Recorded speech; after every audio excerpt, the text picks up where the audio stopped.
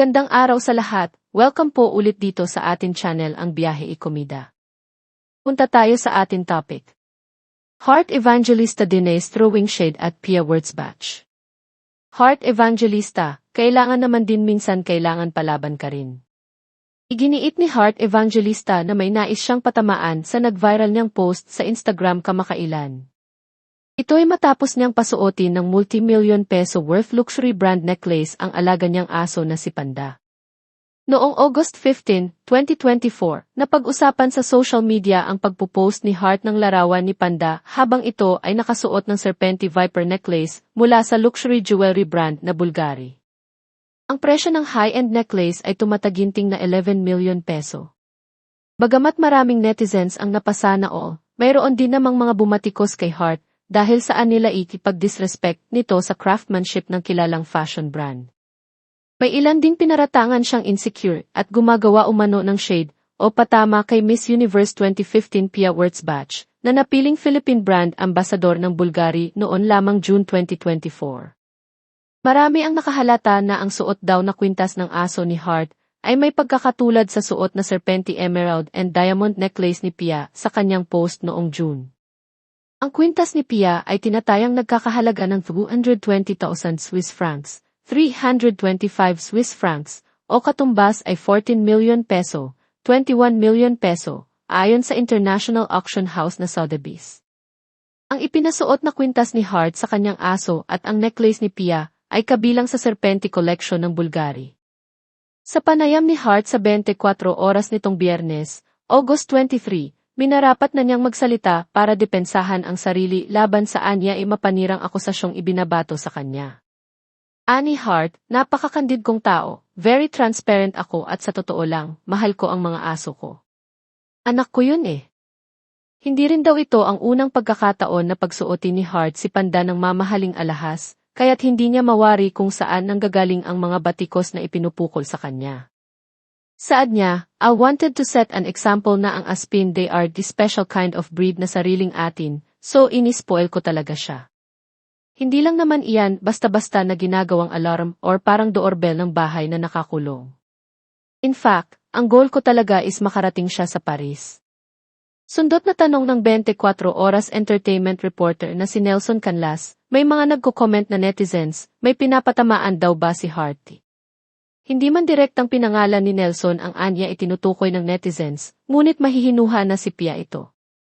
Hindi kasi kaila ang pagbabangga sa kampo ni na Heart at Pia kasunod ng paglipat ng glam team ng kapuso actress sa beauty queen turn influencer earlier this year. Sagot dito ni Heart, matagal na niyang nabili ang kwintas, bago pa man maging Philippine brand ambassador ng Bulgari si Pia, kaya't wala raw siyang rason para paringgan ito. Pahayag ni Heart, ang kwintas ay akin na since pandemic times so, sa totoo lang wala akong nakikita. Feeling ko, more than anything, dapat maging inspirasyon na, alam mo, dapat ituring mo ang mga tao sa paligid mo the same they deserve the best. So, sa totoo lang, hindi ko talaga nararamdaman na may dapat akong gawin at hindi gawin, lalo na't ako nga ang may-ari ng kwintas. Nagsasalita raw ngayon si Heart hindi para mag-ingay, kundi para ipakita na marunong siyang lumaban sa mga oras na inaagrabyado na siya. Anya, at the end of the day, kailangan naman minsan kailangan palaban ka rin. Alam ko na rin kung paano kapag hindi ka masyadong palaban, talagang natatapakan ka, so bite now in a very sweet way pero masakit.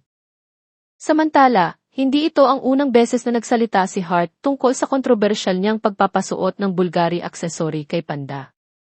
Noon August 18, nag-Instagram live si Heart para ipaliwanag kung bakit niya ipinasuot sa alaga ang mamahaling alahas. Katuwiran ng aktres, ako ang may-ari ng kwintas, alam mo. Pwede ko naman gawin kung ano gusto ko, tapos pull out na. Basically, si Panda ang may-ari ng kwintas. So, hindi siya loan. So, magagawa niya ang lahat ng gusto niya dito. So, si Panda ang pinaka-spoiled baby girl ko. So, hindi ko maintindihan kung bakit ginagawa ng mga tao ang ganyan na nilagyan ko siya ng diamonds. Katuwiran pa ni Heart, mainam daw ipasuot sa kanyang alaga ang mamahaling mga alahas dahil hindi ito mananakaw. Sabi niya, actually, siya ang pinakamagandang tao na maglagay ng diamonds. Alam mo ba kung bakit? Kasi kakagatin ka niya pag lumapit ka sa kanya. So, hindi pwedeng manakaw. So, minsan ginagawa ko rin yun, nilalagay ko siya ng diamonds and that's fine, kasi hindi siya pwedeng makuha kasi mananakawan kayo ng daliri. Rason pa niya sa tulad ni Panda na rescued dog, these are Aspins or rescued dogs, they deserve the world. So, gusto naming alleviate ang look nila, at, bakit hindi admin, siya naman ang totoong tagapagmana. Minana niya yun. Kaya, magagawa niya ang anumang gusto niya. Just don't understand what the deal is, like, di ba, pagtukoy niya sa alagang si Panda. I'm a very candid person, so I'm very transparent, and honestly, I love my dogs. Anak ko yun eh. So, And I don't think it's the first time na pinasuot mo ng hindi, siya talaga kasi nga, I wanted to set an example ng Aspin. They are a special kind of breed na sariling atin. So, sinaspoil ko talaga siya. In fact, ang aking goal talaga is makarating siya sa Paris. Pero syempre may mga nagko-comment. May pinapatamaan ba si Heart? Well, the necklace has been mine since when pandemic times. So I honestly don't see anything. I feel like more than anything, it should be an inspiration that, you should treat the people around you the same. They deserve the best. So honestly, I don't really feel like there's anything that I should do and not do, especially I do own the necklace. Yes, at the end of the day, kailangan naman din, minsan kailangan palaban ka din. Alam ko na rin kung paano, kapag hindi ka masyadong palaban, talagang natatapakan ka. So, I bite now. In a very sweet way, pero At masakit. yan ang ating latest showbiz chika update for today. Huwag kalimutan mag-subscribe. Click the notification bell for more showbiz chika updates. Like and share the video at pakisuportahan po ang ating Facebook page. Maraming salamat sa lahat ng nag-subscribe, indeed. Magandang buhay sa lahat, paalam.